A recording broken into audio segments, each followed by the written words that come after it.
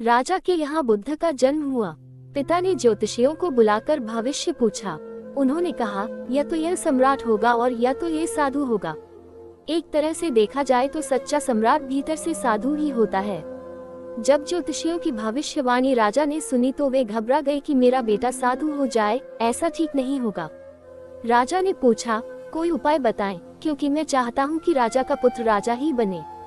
ज्योतिषियों ने मैं कहा कि इसका लालन पालन व पूरा जीवन बड़ी सावधानी में बिताना होगा। अर्थात आपका पुत्र सिद्धार्थ कभी किसी बूढ़े व्यक्ति को न देखे, कभी किसी बीमार व्यक्ति को न देखे और कभी किसी मरे हुए व्यक्ति को न देखे। जब तक ऐसा होगा तब तक वे राजा ही बने रहेंगे। अगर ऐसा नहीं हुआ तो वे साधु बन जाएंगे। राजा शुद्धोधन ने अपने पुत्र सिद्धार्थ के लिए बढ़िया से बढ़िया, बड़े बड़े महल, अच्छे से अच्छा भोजन, दास दासियां और खाने पीने के सामान आदि वस्तुओं के ढेर लगा दिए।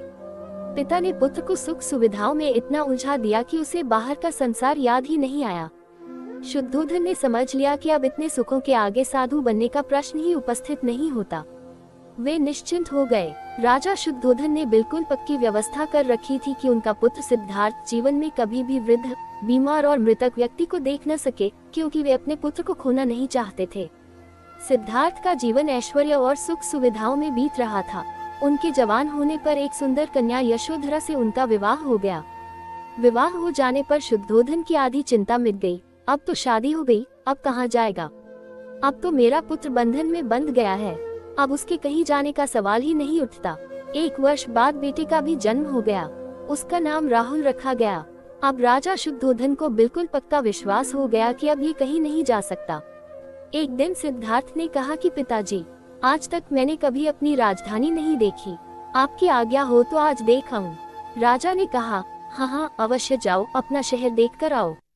एक सारथी को भी साथ में भेजा गया कि जाओ राजकुमार को राजधानी घुमा फिरा कर लाओ। फिर भी राजा ने चाक चौबंद इंतजाम कर रखा था कि कहीं चूक न हो जाए। सिद्धार्थ के लिए राजधानी के प्रमुख मार्ग खूब सजाए गए थे, पर घूमते घूमते सिद्धार्थ ने थोड़ा उल्टा मार्ग ले लिया। वे उस मार्ग से गुजरने लगे जहां पर तैयारी नहीं थी और आज उनको बहुत आश्चर्य हुआ जब पहली बार उन्होंने एक बूढ़े आदमी को देखा। कमर झुकी हुई, पूरी चमड़ी में झुर्रियां पड़ी थी। वह परेशानी और दुख से बेहाल था। उसकी चाल बहुत धीमी थी। बूढ़े की झुकी हुई कमर को देखकर सिद्धार्थ को एक झटका लगा और सारथी से उन्होंने पूछा, क्या एक दिन में भी बूढ़ा हो जाऊंगा? सारथी ने कहा, हाँ राजकुमार, हर व्यक्ति के जीवन में 3 अवस्थाएं आती हैं, बचपन, जवानी और बुढ़ापा। एक दिन तुम भी बुढ़ापे की अवस्था में जाओगे। हे राजकुमार, ये संसार का नियम है, चाहे गरीब हो या अमीर, सबका शरीर शिथिल अर्थात बूढ़ा होता है। राजकुमार सोच में पड़ गया। सारथी ने रथ को आगे बढ़ाया तो कुछ दूरी पर एक बीमार व्यक्ति मिला जो रोगों से घिरा हुआ था। उस पीड़ित व्यक्ति को देखकर राजकुमार का मन बहुत ही दुखी हुआ। राजकुमार ने पूछा, इसको क्या हुआ है? सारथी ने कहा, ये व्यक्ति बीमार है, इसलिए ये कराह रहा है।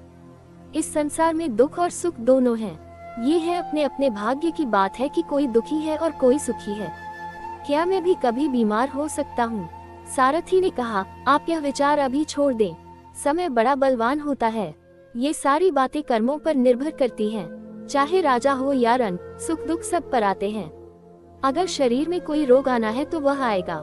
ये सब सुनकर राजकुमार सोच में पड़ गया। सारथी ने रथ को कुछ आगे बढ़ाया तो सामने से 4 कंधों के ऊपर एक अर्दी को जाते हुए देखा। राजकुमार ने ऐसा पहली बार देखा था। उसने सारथी से पूछा, यह क्या है? यह आदमी मर गया है, यह मुर्दा है। जो व्यक्ति मर जाता है उसको बांधकर शमशान भूमि में ले जाते हैं, फिर वहाँ पर उसे जला दिया जाता है। राजकुमार ने कहा, क्या सबको मरना पड़ता है? हाँ, सबको मरना पड़ता है। यह मृत्युलोक है। जो जन्म लेता है उसे कभी ज कभी अवश्य ही मरना पड़ता है। तो इसका मतलब ये हुआ कि ठीक इसी तरह से एक दिन मुझे भी मरना होगा। मेरी देह भी मुर्दा होगी और मुझको भी 4 कंधों पर उठाकर ले जाया जाएगा। मुझको भी ऐसे ही रस्सियों से बांधा जाएगा। मेरे भी आगे पीछे घर के सदस्य रोएंगे, तड़पेंगे और जिस संसार को मैंने इकट्ठा किया है वह सारा का सारा मुझसे छूट जाएगा। इसका मतलब ये हुआ कि क्या एक दिन मैं भी मर जाऊंगा? क्या एक दिन यशोधरा भी मर जाएगी? क्या एक दिन मेरा राहुल भी मर जाएगा? सारथी ने कहा, हाँ राजकुमार, एक दिन मैं भी मरूंगा, आप भी मरेंगे, यशोधरा भी मरेंगी और राहुल भी मरेगा, क्योंकि यह सब मरने के लिए ही पैदा होते हैं। उस रात सिद्धार्थ सो न सके। सोचने लगे कि क्या संसार में इतना दुख है, रोग है, बुढ़ापा है, और ऐसे में मैं खा पी कर कैसे जी सकता हूँ। नहीं नहीं, ऐसा मुझसे नहीं हो सकता। मुझे खोजना होगा उस तत्व को जो दुख, पीड़ा और शोक से रहित हो, जो भय, भ्रम और भूल से परे हो, जो अनंत आनंद से भरा हो, जिसे पाकर फिर और कुछ पाने की इच्छा न हो। सिद्धार्थ वैराग्य के शिखर तक पहुंच चुके थे। बस उसी रात को उन्होंने घर छोड़ दिया। सारथी से कहा कि नगर की सीमा से दूर ले चलो। नगर के बाहर पहुंचकर सारथी को लौटा दिया।